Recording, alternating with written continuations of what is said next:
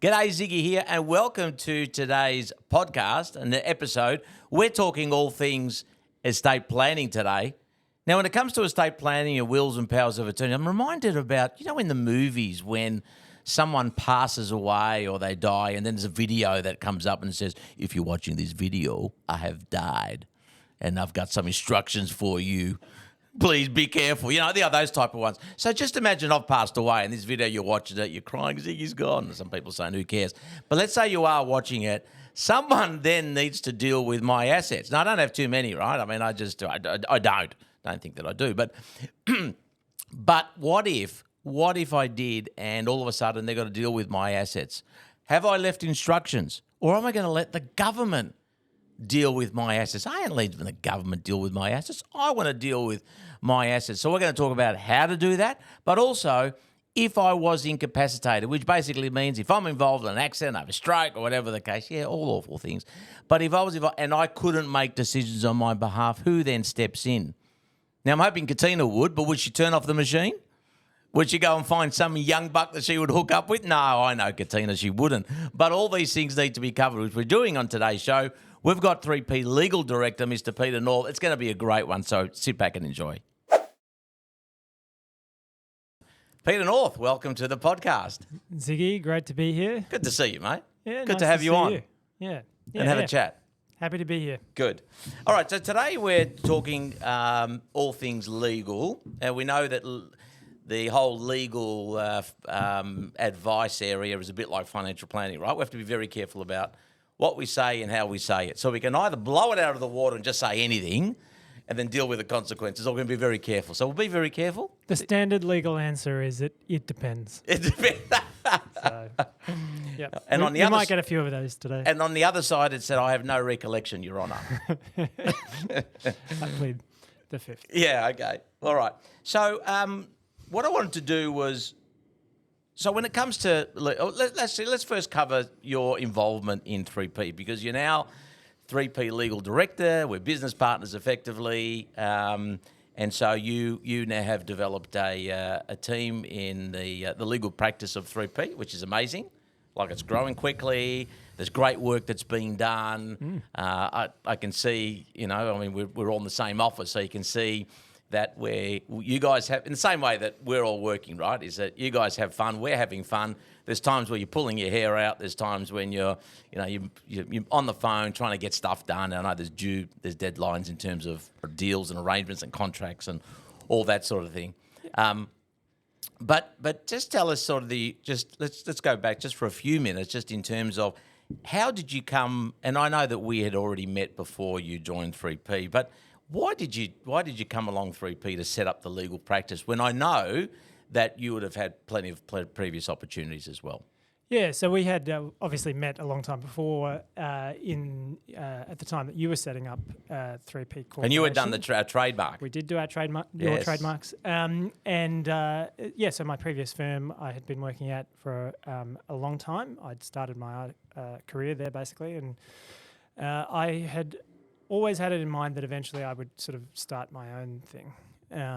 My extended family's in small business, and so my dad was a financial planner for 50 years, and both my brother and my brother-in-law run their own business. So I definitely was interested in starting my own thing, and the opportunity came up in 2021 to start that, or actually I think 2020. 2020 was, yeah. Technically, but the pandemic sort of put a pin in that for a bit. But so then 2021 I stepped out, and then my son Jack was born May 2025. So it certainly was a big change for me, but a wonderful one. And I think that the model actually really works as well, in the sense that the collaborative model where financial planning is talking to the legal and property is talking to the legal and accounting and tax, it just works. So it's been really good. Yeah, it's fantastic, and I know the clients absolutely love it, right? Yeah. So we've got clients that obviously have their own existing lawyers or accountants or whatever, and we honour and value, respect that. But at the same time, there's a lot of clients that use all our services and love to use all our services, and so that makes it really really helpful. And it's also helpful to be able to walk across and just ask you a quick question. You ask me a question on that side, or the accounting and tax or whatever. That makes it really. And when you're working on the same clients, there's a lot more efficiencies there. And I think clients love it. when we all surround, when a client's got quality advisors around them, then they get the most value. They're going to get the best advice, the best guidance, and ultimately the best outcome. So yeah, no, awesome. Definitely the clients love it, and as well, like we do work with the 3P property, and certainly from a sales perspective and getting property sales done, having a lawyer that's able to help them with that process, with just general queries on the contract or whatever, it's really helpful. Yeah, fantastic. And I do want to get to conveyancing, right? Because that's one of the legal things, even though it's one of the ones that probably is a bit more clinical in one sense, right? It's almost sort of black and white. It's transactional, but I've had situations in the past where we've had conveyancers, and there's great conveyancers, but we've had conveyancers do work and they haven't quite picked up on, because it's a legal document. So I'll come back to that. Let's start off with estate planning, right? Because from a wealth perspective, administering that part of the client's wealth and that transition of the wealth from when they're either are passed on or they're incapacitated is very important. So what are sort of some of the things that you speak to, or certainly in that first meeting with the client? I mean, when I ask you, what is estate planning? Well, so look, the first point really is estate planning is about successfully managing the process of distributing your estate after death. And when I say successfully, it's like, well, you're effectively equipping the next generation with the decisions that have already been made, rather than leaving it to them to make those decisions. Yep. So because families are complicated, and it's best to actually take that decision out of their hands and to actually leave it with a clear description of what you intend. Yep. And so estate planning is really just you're distributing. How do you want to distribute your stuff that you've accumulated over a lifetime? There's some tips and traps that are a part of that. We just walk them through that process. And really the best thing about law from my perspective is the people.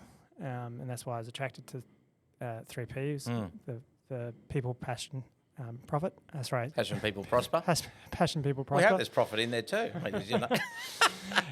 We have a passion for helping people to prosper. Yes. And that's the main game, and that's the important part of it from me. Yeah. And so, helping people to navigate this part of their lives is really important to me. And so from an estate planning perspective, one of the traps, I guess, is that you think that you own something, but you really don't. What are some of those? Well, superannuation is the big one. It's held on trust, subject to you meeting the relevant qualifying conditions to its release. From my perspective, you've really got to make sure that people know what they do own and what they don't, or what they think that they own. So they might have a family trust that they've been using as their own for the entirety of their lives, but at the end of the day, it's actually a trust. It's held on trust. All of those assets are subject to the terms of that trust. It's not something you own personally. So from my perspective, it is a matter of helping people to figure out, well, okay, so you do want to leave the things that are in that trust to, X, Y, Z. How can we do that when you can't, you technically don't own it, and so it's a separate process. So teasing out some of those things, and then there's obviously sometimes some complicated family issues that need to be resolved as well. Because it comes back to companies as well, right? There's assets of the companies that are not, it's not owned by the individuals, whereas the shareholding is. There's a distinction there that I think a lot of people don't appreciate. That's right. And certainly for business owners, there's a question of continuity. So there's a question of, am I giving this to the next generation? If so, how? Am I going to, if I've got a business partner, is it the case that the estate is going to own a part of that business? How are we going to manage that transition? So that's something that we help them through that process. Yeah, that's awesome, and I do want to come back to that as sort of part of the commercial law discussion. Just sort of delving a bit deeper, something like superannuation, where the structure is a trust, there's a trustee, the superannuation trustee ultimately has to act in the best interest of the member. So we had a case recently where the client passed on, and there was a whole rigmarole of getting that superannuation money across to the spouse. So the wife in this case, when they had arranged their will, not through us, but they arranged their will, and in the application for the superannuation, they put that the money should go 100% with a binding nomination. So we'll talk about what that is, 100% to their estate. And so the husband, when the wife passed on, the husband thought, I'll just get that money. It wasn't that simple, because she had nominated her estate so that it would form part of the will. Just talk to me about that part of it, and then also let's cover binding death nominations in super. Well, so one of the features of trust law is that you can't bind the trustee. So the trustee has to have the discretion to, where it's a discretionary trust, to do what it needs to do as the trustee. And so superannuation law is slightly different. The law says that you can actually bind the trustee in certain circumstances, and one of those is in relation to what you want to have happen to your side, the money you've accumulated in your superannuation fund, in the event of your death. But they're very strict about how that has to be done. So it has to be done strictly in accordance with the trust deed, and each trust deed for the relevant super fund, which is either going to be a public fund, like a Hester or a standard retail fund, yep, or your self-managed super fund, which is kind of a private self-managed private superannuation fund. So either way, you can have to follow a specific process for setting up a binding nomination, and so that's definitely a part of the estate planning process, is to figure out, well, where's your super held? What's the process for actually making sure that superannuation money goes where you want it to go? And particularly, and some people, if it's a relatively simple thing, they might want to give it to their husband or their wife outside of that outside of the administration of estate process, because that's quicker. Yep. So you can often get money out of super in a death situation quicker than you can get the grant of probate. And that was a situation in this case, right? So it took longer. Yes. As opposed to if it was just going to go straight to the husband. Yes. I think it would have been easy. But having the fact that it come out of super just makes it does take that little bit longer. Yes. As well, because all the legalities and the trustees and the law around that. Yeah. So tell me about so the binding nomination. It's just going to be. It's not a blanket thing that you would just say to every client, look, this is a good idea, you should be doing it, because it depends on their circumstances and ultimately how they want the money. Yeah, so it depends on the super fund as to how they set out their processes. So they might not allow you to have what they would call cascading options. So if to this person, then not to that person. Sorry, so if that person's not there, then to this person. They might not have that capacity. It might just be that person.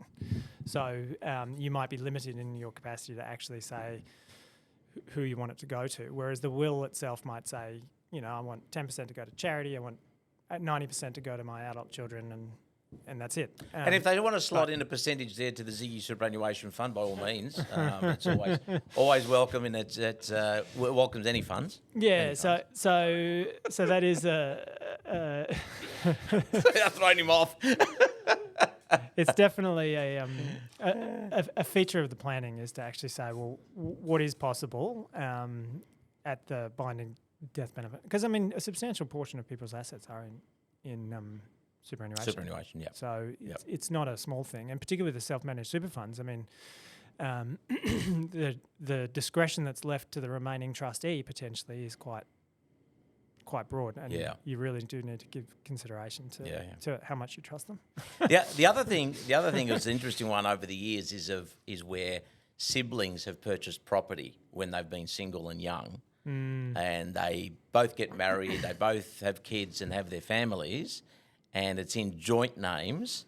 So tell us what happens there. Well, so that's also comes down to your will being a tool for distributing your estate, the things you own. And property held jointly is sort of in a different category. Technically, you own it, but also it's subject to the rules of survivorship, particularly in relation to property. So, what you do need to check, and it's probably more significance between family members, where, as in like sibling or even friends, where the intent is not to actually transfer on death your interest to that person, but the rules of survivorship basically are whoever survives gets it. So on death, it's like if you've got property held, a real estate property held jointly, then it disappears. So if you hold it two people jointly, it's like, and one person dies, the other person has the 100% interest. So that's actually, and no big deal for husbands and wives then tend to give. All right, if I die, I give everything to the wife or partners or whatever your situation is. Then if that's your intent, the difficulty is when it's not your intent, and really. If it's not your intent, then you've got to do more things to actually correct that. Yeah, because I had some clients a few years ago that had brother and sister had purchased together, but then they ended up getting married, have their own families, and then one of them came in as a client, and we got talking about the estate planning part, and I said, "Do you realise that you own this in joint, and if something was to happen to you, it would automatically go to your brother?" And she said, "Well, I don't want that to happen. Not that there was an issue." But it's just, it complicates things like, my brother's going to do the right thing and sort of, but then there's all sorts of costs and whatever that's associated with that. So how do you fix that? Yeah, so you if it's held jointly, the first thing you would do is probably actually try to break the joint tenancy, which is, and we've done it recently with a client that held property with her son, but the intention was for her interest to go, for that interest in the property to go to the two children equally. Yep. But her 50% interest would have meant that it ended up 75-25. So effectively, though, you might have to change the will slightly, what your directions are, to give account for that interest. And then second of all, you would definitely give consideration to whether or not you break the joint tenancy. So you just have to factor it in, and breaking the joint tenancy just makes it tenants in common, which then separates out that like survivorship rule. Yeah. And that's not a big process, is it, to do if you wanted to? No, it's not a huge process, but it's just one you have to do. Yes. Because if you don't do it, then you're creating problems for the next generation. Because your intention is this, but something else has happened, and the kids have to figure it out. Yes.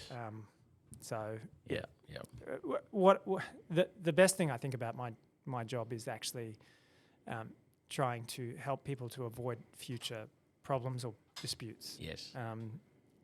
And I think that helps relationships overall. Yeah.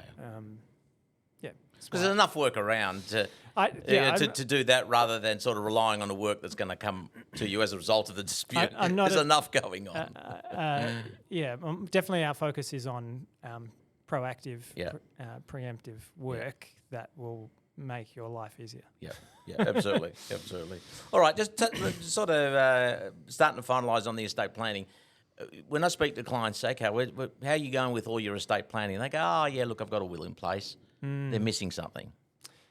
What's the other part of the estate planning? Oh, well, yeah, so there's end of life stuff. So it's like, what happens when you die. And then there's during life things, which is what happens when you cease to have decision-making capacity potentially. So we do deal with both of those things because they are a bit of a package. And when I say don't have capacity to make decisions, that could be around financial things or it could be medical things. So certainly in Victoria, there's the appointment of medical treatment decision maker, which appoints key people to make decisions on your behalf if you can't. And then there's the enduring power of attorney financial, which will set someone up as your attorney if you cease to have decision-making capacity. I mean, it can start immediately, but most people want it to actually start when they stop being able to make decisions, which is obviously a hard time to pinpoint. But one of the things that the enduring power of attorney does is it actually continues past the point at which you can't make decisions. A general power of attorney will cease. If you stop being able to make decisions, it'll cease working. But the enduring one intentionally endures past that point. And the difficulty is you never know when that point's going to be. Yeah. I mean, yes, hopefully later rather than sooner for everyone, but inevitable, likely.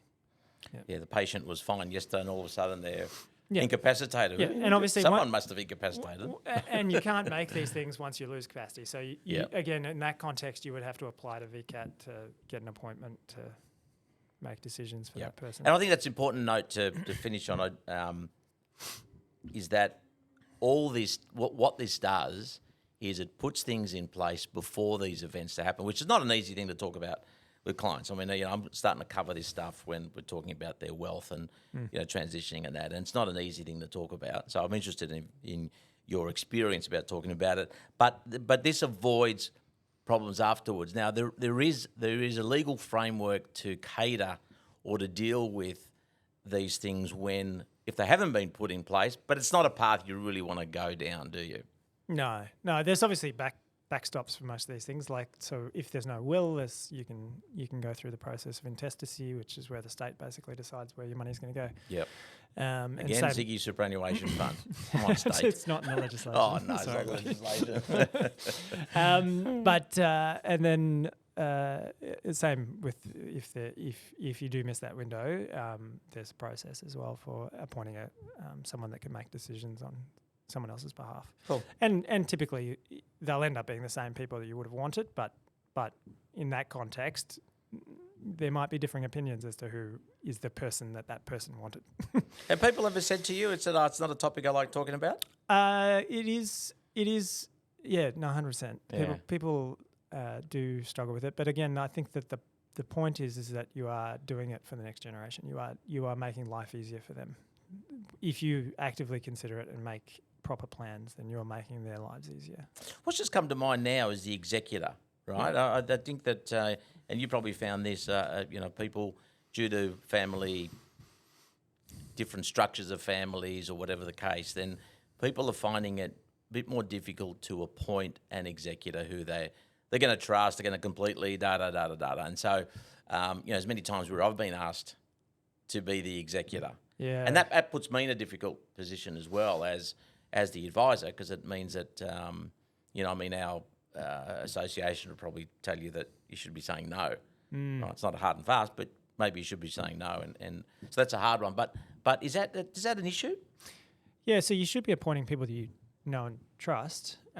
Sometimes people have a tendency to appoint their parents when they're younger, which again, they're older, so eventually that person will have to change, and then your adult children usually become those persons. It should be somebody that knows your who's who in the zoo of your life that will enable them to actually make those decisions in accordance with the will.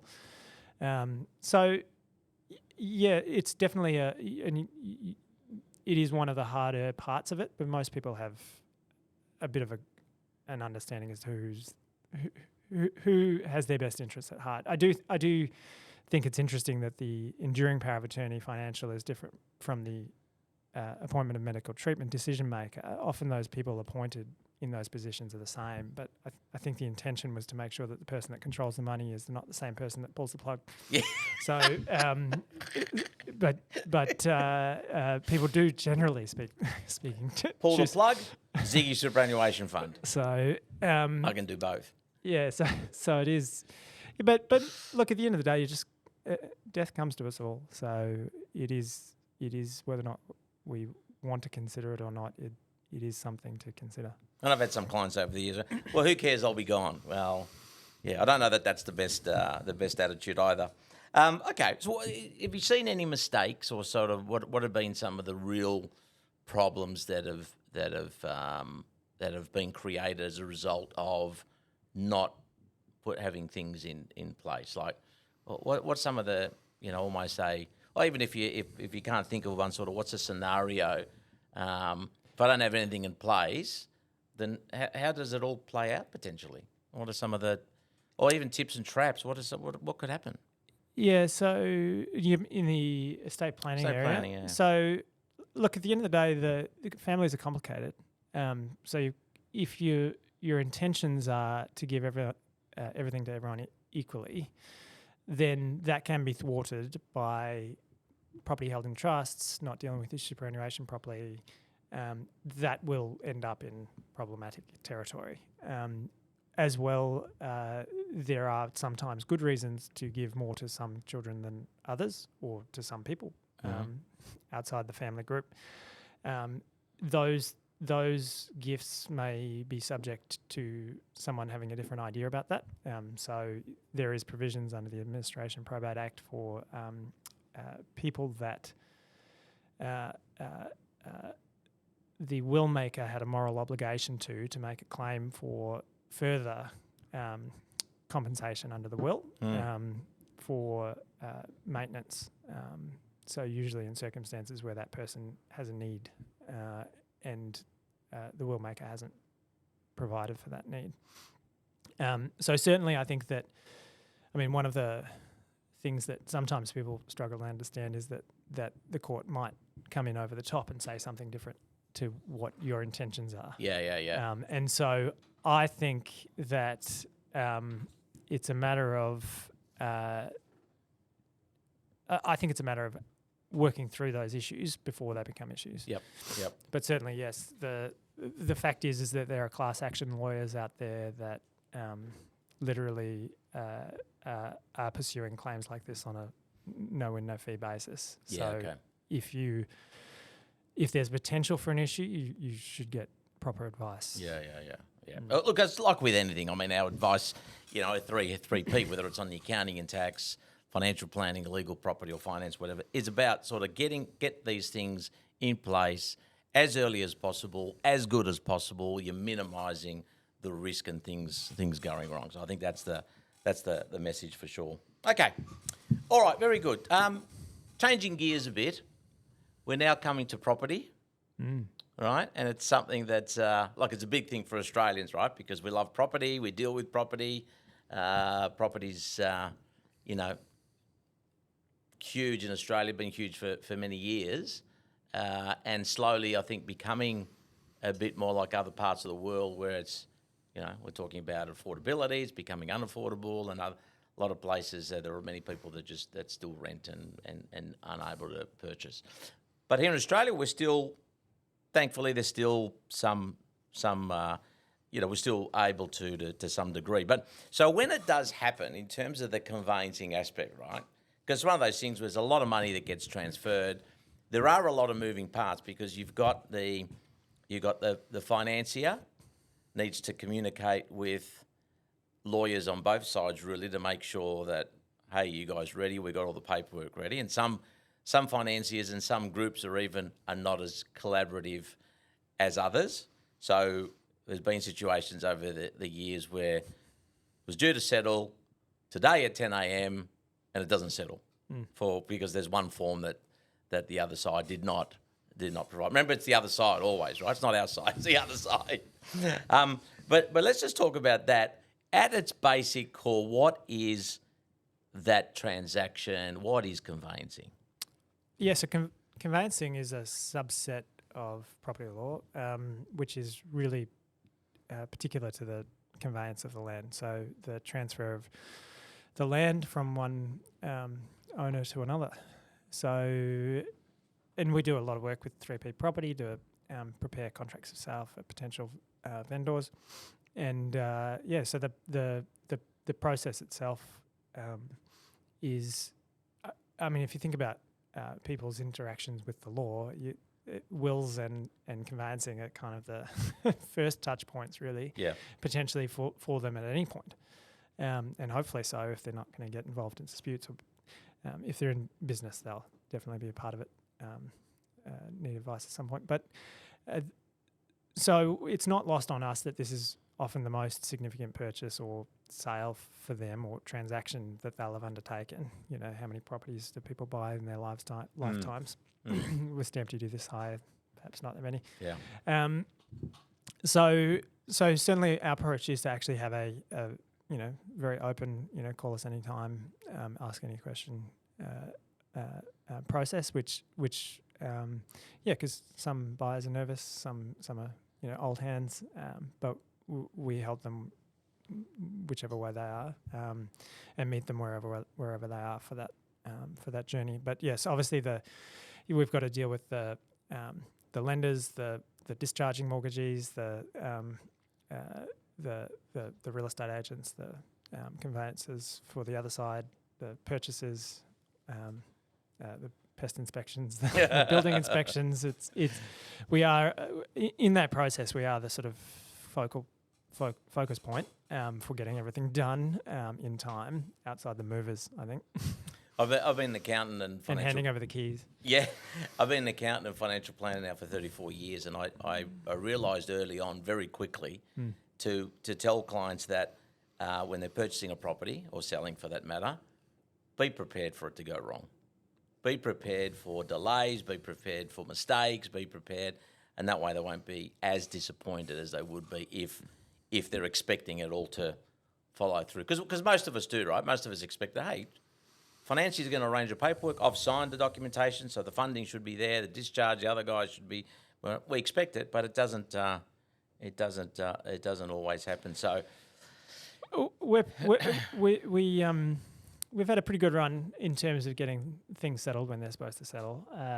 But yes, often there is a bit of chasing of the banks to actually pony up documents at the right time. Yeah. But you've just got to do that to get it done. So yeah.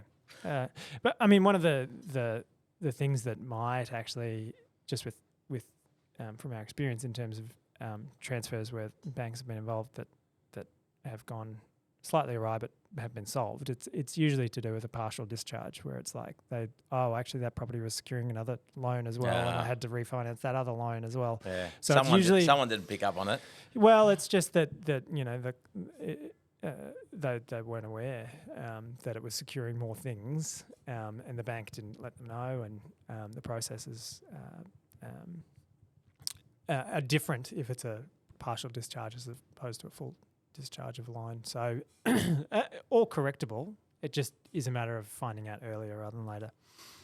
Yeah, and look, it's in terms of signing a contract, either the buyer or the seller, but in particular the buyer, it's a legal document. So I've always advised clients over the years that you should get a lawyer to review the document. And I know that there are great conveyancers out there who do that work, but in my view, I think it's preferable to get a lawyer involved because there are things that a lawyer will pick up that a conveyancer is just not qualified to. Yeah, so in property transactions, you've got the contract of sale and then you've got the Section 32. The Section 32 really is just describing all of the things that are required to be described on the Sale of Land Act in Section 32. But it's basically all of the disclosure information that the vendor has to give about the property. And so when we do a contract review for a client, we look at all of that and we sort of review that and then identify any issues. And you'd be surprised, and this wasn't particular conveyancing issue, but one of the leasing issues, some basic issues, just like, who's your landlord, we've picked up on a lease review where it's like, actually that landlord's not the landlord. But then as well, in terms of the disclosures, you've got planning controls that, so if you buy a property in a particular part of Hawthorn, then you might be in a public use zone in which Swinburne might be able to buy back your property, or at least Swinburne might be able to ask the minister to buy back your property. That was in the ABC today. Right, okay. Well, I know a lot of Hoddle Street. Hoddle Street is like that, right? All along Hoddle Street. There is an option there for all those houses as long as you're sort of travelling southbound, let's call it, on your left. Yeah, they can be repurchased under some, which... Well, and again, it's just a matter of so this will factor into how much you're prepared to pay for the property. I mean, you might be prepared to take that risk that, at some point this property in Hawthorn might be subject to a compulsory acquisition where I'll get back X amount of dollars, but you may not be. You should price that in. Most legal risk is able to be priced at some point, and if you're prepared to take the risk, then you take it, but you should be forewarned. And that's what we do as a part of the property. Yeah. And then as well, the having, pest inspections, finance approvals, making sure that those are all correct for what you're wanting to do. I haven't quite understood why, when you're spending $1 million, that you wouldn't spend a couple grand to get a lawyer to review the legal document Oh, thankfully we don't charge a couple of grand, which we've got pretty good pricing for I that. charge $3,000. Yeah. That's your pricing. Yeah, that's right. No, I know we're very price competitive, but why wouldn't you charge? My point is, why wouldn't you Yeah, why pay wouldn't that you pay? extra For amount sure. on $1 million? Yep, Yeah. yeah.